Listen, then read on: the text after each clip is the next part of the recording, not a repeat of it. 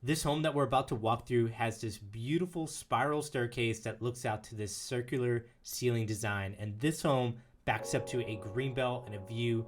Stick around for a great walkthrough. Hey everyone, Raj Sahu here. I'm a realtor in Central Texas, but you shouldn't always use me as a realtor. More on that a little bit later. Today we're walking through the Carter 6 plan with Westin Homes. This plan is over 3,700 square feet, has 5 bedrooms, 4 bathrooms, has a 3-car garage, and this home is for sale at $849,748, or better stated, just under $850,000.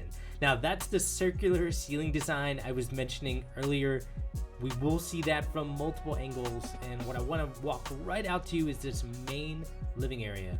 Now we will go through a lot of different design upgrades that they chose in this specific home, but what I want to show right away is when you back up to a greenbelt, it's great to have plans like this that open to the second story, have these massive windows that just capture those beautiful mature trees in the backyard or even beyond the backyard. And this is exactly why the Carter 6 plan is one of the most popular plans with Westin Homes. Now we will get back out to that main living area, but first I want to show this kitchen. What Westin did in this inventory home for sale is they did a 2-tone color combination. A lot of whites and grays you're seeing here, both in the kitchen with the island, the cabinets, this gray countertop with this backsplash that ties it all together, that goes all the way up to the ceiling. Now, one thing I want to mention, because I've walked so many homes now and I get this a lot from buyers, is when you have a tile like you're seeing in front of us on the floor that has a lot of movement in it, it tends to attract a lot of attention when you're walking this home empty like we're seeing in front of us. But once a homeowner moves into this home, they have furniture everywhere, that tile becomes less of a focal point, and that activity that you're really seeing, it's very prominent in this home. Again, it's just because it's empty. So just keep that in mind when you're walking through this home.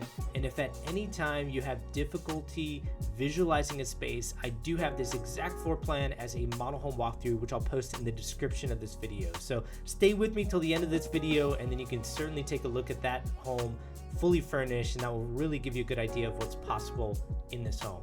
And we just saw the pantry in that area right off of the kitchen, which makes sense. Coming out to the living room, I like that they have an inset on the left side, which you could put shelves there or some sort of decor. They have an outlet above the fireplace for a TV, but this is what I absolutely love. Imagine just sitting on your couch, you look to your right, and you have this spiral staircase that looks out to this incredible circular ceiling design. And that is not easy to do. In fact, I was just speaking to the builder agent prior to doing this recording, and she was mentioning that the framing of that circular ceiling design is so difficult. They actually have a framer who is on salary that they've hired, so that I don't even believe they sub that out in this area.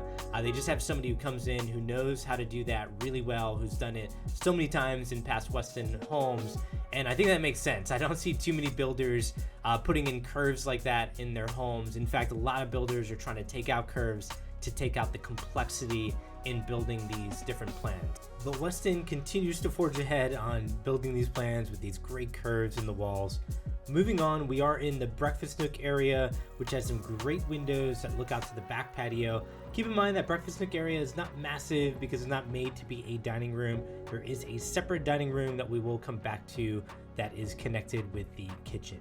Heading outside, this is going to be the patio space. Now on this specific floor plan, the patio is not very large like I've seen with other floor plans, but it does leave you room to do other things in your backyard. Like I've had people put like a stone path off of this patio and then put in a pergola. I've seen other people build a pool that tied into or around this patio.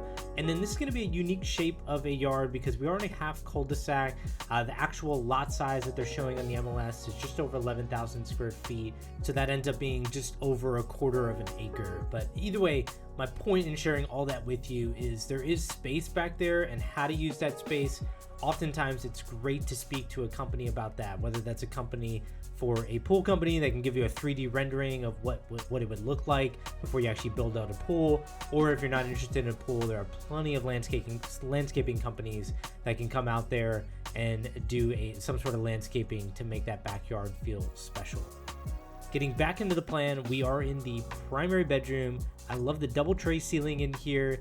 I think that trim provides that stark contrast. I don't really see that too often where the trim piece is such a different color from white. Usually it's a different shade of white, or it just blends in with the walls. So let me know what you think about that. I feel like it could be polarizing having the doors and trim that stark gray color that definitely provides a contrast. Heading over into the primary bathroom.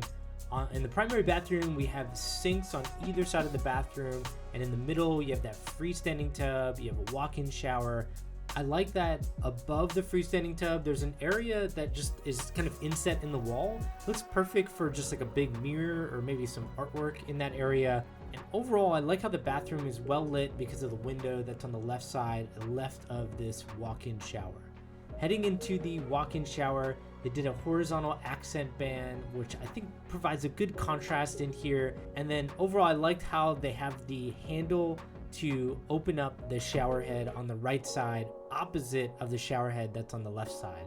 And of course, that's by design so that you don't have to get wet with that cold water that initially comes out. You can turn on the shower head without getting wet and let it get warm first before you hop in your shower.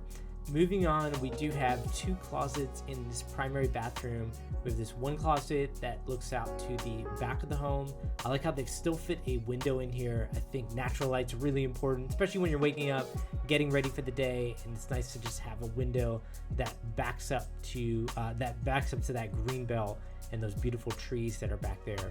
And then the other closet is on the right side of this freestanding tub. Inside this closet is going to be access to your utility room. So instead of lugging your laundry across your home to get to the utility room, it's nice that they have a doorway to get in there. That does cut up this closet a little bit. So this is going to be the area underneath the stairwell. And by the way, we still have a little bit to cover in the first story. There's still a second bedroom down, a study, a powder bathroom, and then we'll head upstairs and see that game room, media room. But this closet's a little bit cut up because of that doorway that goes to that utility room. So if you're ever building from scratch, just keep that in mind. Oftentimes that doorway is an upgrade with most builders, but it does cut into your closet. And I've had many homeowners debate on whether they should do that or not, because just like with anything, there's a give and take. You can have the closet space or not, or have the access to laundry or not, and it has to be one or the other. Getting back into the main living area, this is going to be that dining room, which is very spacious. I believe in the model home, they have an 8-seater table that was able to fit in here. Just outside the windows, we have the condensing units for the AC. Wondering if they could have picked a better location for that. That does vary, by the way, from lot to lot, depending on where they can draw utilities from, and obviously depending on the lot that they're on. Either way, not the most ideal location. Might be something to problem solve with the builder, or something that you would just have to take care of aftermarket. And I'm thinking maybe some bushes around there to kind of protect your view, or frosting those windows, or something that you could do there if that really bothered you. This is going to be access to the 3-car garage. Now, usually the Carter 6 plan is just a 2-car garage, but when they have a wider than normal lot, they try to fit in a 3rd-car garage bay, which obviously they're doing on this home. Now, we will come back to that study, which is right at the front door. I just want to cover this area. This is going to be that same utility room that we saw previously that's accessible from one of the 2 closets in the primary bathroom, and then we have the powder bathroom that's right next to it. So perfect location, accessible for guests as they visit. So we're right off of that main hallway that goes out to the dining and living room. Now, I mentioned there were 5 bedrooms, so there's 2 bedrooms downstairs, 3 bedrooms that we're about to see upstairs, and this is going to be that 2nd bedroom down. And this is a big reason why I'm featuring this type of home on my channel. It's because when people buy forever homes, I think having 2 bedrooms downstairs is really important, especially this bedroom being private from the other areas of the home, like the primary bedroom and the main living area. And I say that because for a lot of homeowners that are looking to buy in this day and age, they want to have a 2nd bedroom down for parents staying with them, even if they're not living with them, but if they're staying for weeks and weeks, it's nice to have your own bedroom, your own in-suite full bathroom, a closet that's accessible from within your bathroom, and then even inside the bathroom, a walk-in shower, which I think is really important rather than a bathtub. And this is why they're doing it well. Again, this is an inventory home. Westin has been predominantly building inventory homes, but the last time I talked to the builder agent, a couple builder agents with Westin, they mentioned they were remodeling their design studio. So I imagine if they're remodeling their design studio, they may come back with some build from scratch options.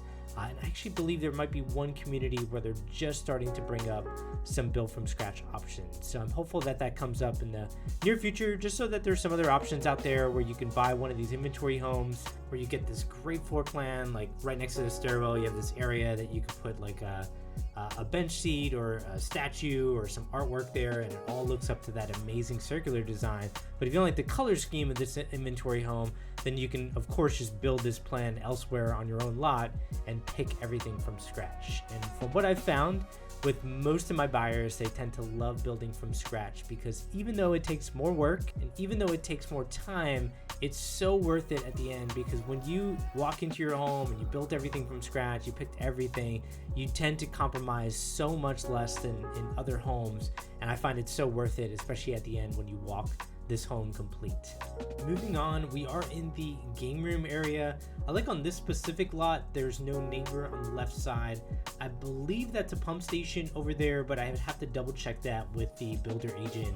Either way, I don't believe that there would be a neighbor there, but as we always say, before making a buying decision, definitely double check these things with the builder to be sure. You know, when I tour these homes, I'm just trying to give you a ballpark of what's out there, but once I walk these homes with a client who's very interested in either making an offer or purchasing one of these homes, then we go through every detail possible and make sure no stone is left unturned. Moving on, we are in the media room, where I love what they did here with the darker wall color, the double doors that led into that media room. I actually have a few clients painting their media room a very dark color. I think it's a great idea, especially because that's a room that you usually enjoy at night when you're winding down, and I think it just feels great when you come in there, everything's dark. You can turn on a movie, you can turn on a game, and it just feels like a good place to wind down at the end of the day. Now, this is going to be a bedroom that does look off to the front of the home. This is that half cul-de-sac that I was mentioning earlier. Now, for this bedroom, it does have in-suite access to a full bathroom, but that same full bathroom is also accessible from the game room. So if you have guests up here from the game room, media room, they need to access a bathroom without going through a bedroom, then they would do that right here in this full bathroom. Now, I haven't seen a Carter 6 plan with Westin built out as a base model, just because Westin, I think I mentioned this earlier, they've been doing mostly inventory homes. And so usually when they do this as an inventory home, they add this bedroom and full bathroom. So it is an option based on what I'm currently seeing on their website. And then across from this bathroom, we see a closet in front of us. There is usually an option to turn that closet into a powder bathroom. So, you know, of course, if you don't want to pay the price to get that fifth bedroom and full bathroom, then this would be a great option to just have a powder bathroom up here. Okay, moving on, I want to show you how well this home opens up when you get to the top of the stairwell, how everything's very open concept with tall ceilings. Like here, you can see down to the front door. They have a plant shelf above that front door. And then behind me, you can see down into the living room and the kitchen. And so everything's very open concept, but you still get these private areas. Like we just previously saw, you know, a media room, you got a study downstairs. And then we have two more bedrooms split by a Jack and Jill full bathroom. And while we go through them, I want to get your take on a couple conversations that I've had with buyers recently, and I want to get your opinion in the comments on what you think about this. So one of my buyers recently, we were chatting about their needs and their wants, which is very typical at the beginning of a home search. And then what I do for all my buyers is I build a buyer board for them where I showcase what their options are before they actually travel into Austin, assuming that they're out of state or out of town, so that when they come here, they're much more focused. When they come here, they already have an idea of what they like or don't like. But what we always circle back to are their needs and wants one more time after identifying what they like about a plan or don't like. And I find that that really helps narrow things down and understand what priorities are. And so one of the priorities that keeps coming up is the number of bedrooms. Now, I would say years ago in the suburbs, people would talk about 4 bedrooms being much more beneficial than 3 bedrooms, but 5 bedrooms compared to 4 bedrooms, the benefit is insignificant. What I think has changed is now 5 bedrooms is becoming very beneficial because your primary home buyer's needs has changed. And what I mean by that is I had a buyer recently, as an example, they have 2 kids. So those 2 kids take up 2 bedrooms. Their parents often visit. So when they visit, they stay with them for a while. They take up the 2nd bedroom down. All of a sudden on a 4 bedroom, all bedrooms are taken. So if they need an additional bedroom for like a second study because they both work from home, can't do it. If you need a second spare bedroom for guests who are staying with you, still can't do it. And so the thought of having friends or family over who are going to stay with you and they got to stay in a hotel because you don't have the room, a lot of buyers are starting to realize that 5 bedrooms is very beneficial. And while we wrap up here, I actually missed a study at the front of the home because I got so excited about those windows. I'll show that to you now. I love the tall ceilings in this study. And while we go through this, I just want to wrap up by saying I believe the trend in certain submarkets is going to be 5 bedrooms will become more and more beneficial, especially when you look at the trend. So I know I've had a lot of conversations with buyers on this, and extrapolating those conversations outward to the broad market, it's very simple.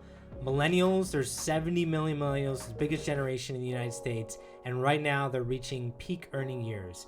And so when they buy homes, it's a sandwich generation. They have parents that they want to take care of. They also have kids that they want to take care of. And that's requiring more and more rooms for privacy. And I don't see that trend stopping anytime soon. That's my opinion. Let me know what you think in the comments. And if you are looking at real estate in the Austin metro area or other areas, reach out to me. My info is in the description of this video. And I've represented buyers with 18 different builders just in the last 2 years. So I can definitely help you out. If I can, I'll connect you with a realtor who can. As always, hope this helps. Take care.